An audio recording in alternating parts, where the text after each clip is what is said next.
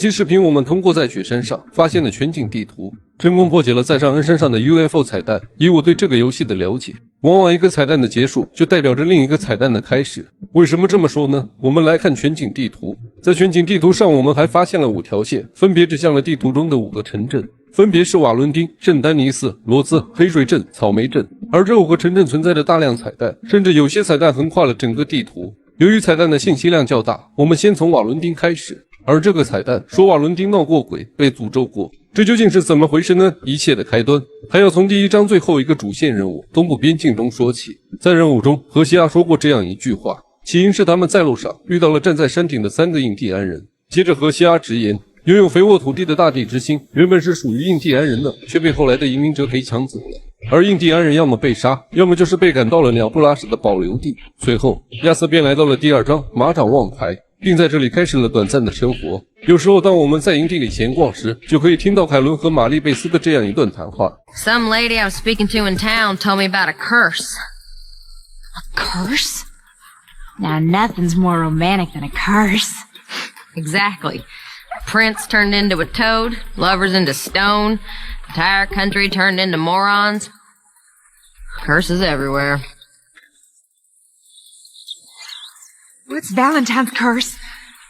Well, I didn't quite understand what the woman was saying, kind of her being a bit of an idiot, but something about a massacre and a last surviving Indian cursing the county.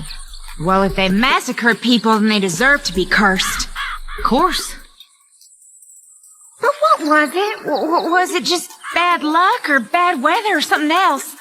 Something about an eagle or an owl. A gravesite. I didn't really get it.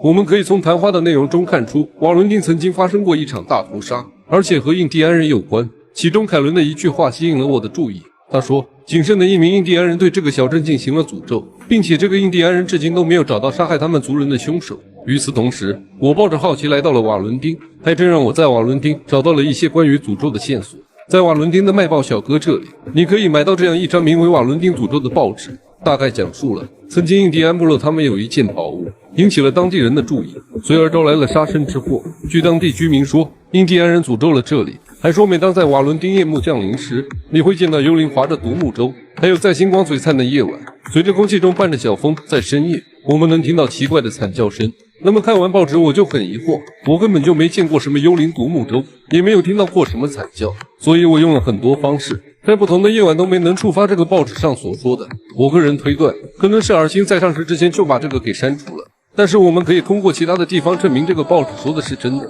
首先，在游戏中我们可以遇到这样一个录音者，录音者会向亚瑟讲述起关于瓦伦丁诅咒的秘密。录音者说道，瓦伦丁镇上的人总是感觉自己受到了诅咒，只要他们遇到一些不好或倒霉的事情，他们都会认为这是对他们的惩罚。镇上的老人都说这是印第安人对他们的诅咒，而且在印第安人手中还有一幅能够证明移民者对他们发起大规模屠杀的兽皮图。只可惜这幅兽皮画最终并没有完整的保存下来，只剩下了一点零星的碎片。这个录音者说的这个兽皮图，说实话，我玩这个游戏玩了 N 遍，属实是没有找到，所以我只能在游戏的目录里翻这个文件，终于让我找到了这张兽皮图片。看来它真的存在。我们通过游戏内的文件分析得知，原本这是一个游戏任务，我们需要在瓦伦丁周围寻找4张残缺的兽皮图，然后拼凑起来。但不知道什么原因，在游戏里没有找到，很大可能是被儿星删除了。还有就是在营地，这2个妹妹聊天时会说起瓦伦丁的事情，大概说的内容和报纸几乎一样，但是有一句话引起了我的注意。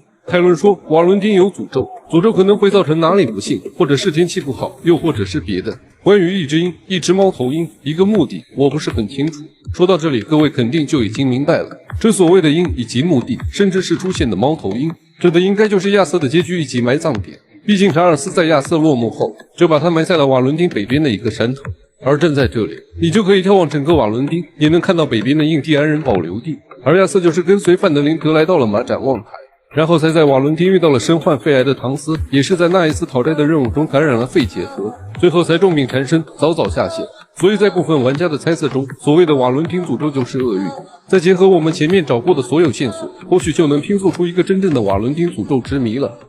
很多年前，大地之心这片土地生存着许多印第安人，生活在这里的印第安人靠着这片肥沃的土地在这里放牧种植，过着非常幸福。直到有一天，这片肥沃的土地涌入了大量移民者，起初的移民者还和这里的印第安人和平相处，直到移民者发现了印第安人的宝物。移民者为了得到宝物，便向印第安人发起了一场大规模的屠杀行动。随后，移民者将一些征服的印第安人驱赶到了保留地，而那些不听话的印第安人在这场冲突中都被杀死了。而报纸上所说的瓦伦丁附近有大量印第安人的古董，很大可能现在的瓦伦丁就是以前印第安人生活的地方，而印第安人永远不会忘记这一段屈辱的历史，更不会忘记这片族人曾经生活过的地方。玩家有时可能会在瓦伦丁东部的悬崖上看到几个印第安人站在那里眺望瓦伦丁，他们肯定也想有朝一日可以回到自己的故乡生活。可是面对瓦伦丁镇上的强敌，这些印第安人也只能是远远的看一看。当然，这些移民者霸占了印第安人的土地后，他们在这里生活的也没有那么如意。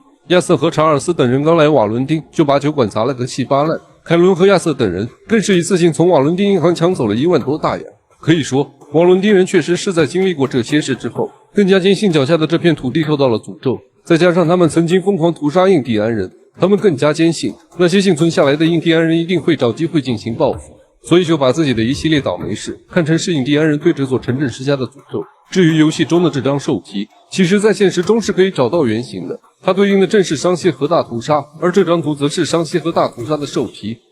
我们看这2张兽皮，在这2张兽皮中可以找到很多相似之处。在图中我们都可以找到一个酋长升起一面国旗和一面白旗，而这里还有一个士兵将枪口对准了酋长。我们还可以从图中看到许多战士、弓箭手和逃跑的女人，而最后在2张图的左上角都可以看到一名逃离大屠杀的妇女。而商蝎和大屠杀其实是历史上的真实事件，而故事的起因还要从尼沃特酋长说起。尼沃特酋长是南阿拉帕霍人的首领，一天一伙白人闯进了阿拉帕霍人的领地，并且在这里安营扎寨。随后，尼沃特酋长和他的手下熊头鞭子骑马来到了白人决定扎营的地方。尼沃特酋长非常平静地向白人说道：“你们现在在阿拉帕霍人的土地上，请你们离开。”白人拒绝离开，并表示我们只是在这里淘金，还拿出罐头和猪肉贿赂酋长。酋长说道：“很多人看到这个山谷美景都会想要留下来，而他们的留下来将会毁掉这片美景。”而这句话也成为了后来人口中的诅咒。然而尼沃特酋长试图以这种方式警告这些白人淘金者。白人领队觉得我们只是在这里淘金，不会在这里永久居住。